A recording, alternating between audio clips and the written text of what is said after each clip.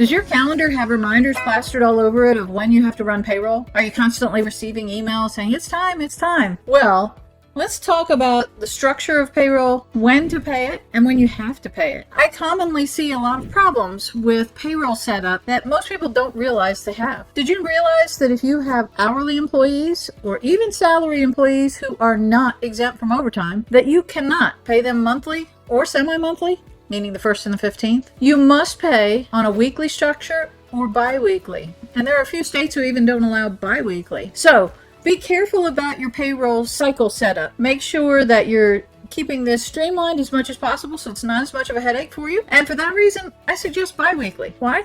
Because it's half the work of weekly. You only have to run payroll every other week. Now again, you do have to remember this is the week. But the optimal setup that I've come across is to have the pay period end on Friday of 1 week, and then pay the following Friday. So that 2-week cycle ends on Friday, pays next Friday.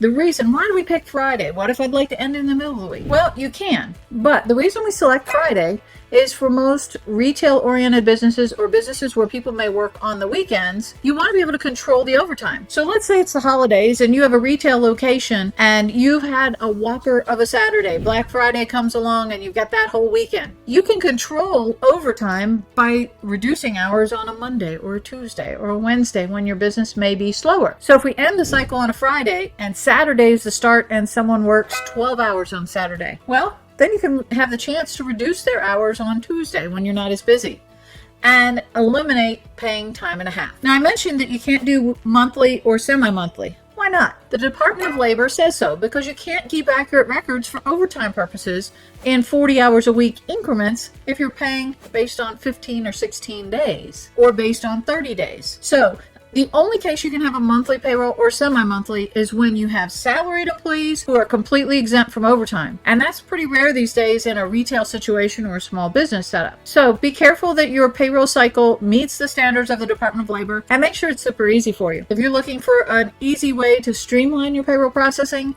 we utilize Gusto and recommend their app. If you'd like a little discount, let us know and we'll get you hooked up. Thanks.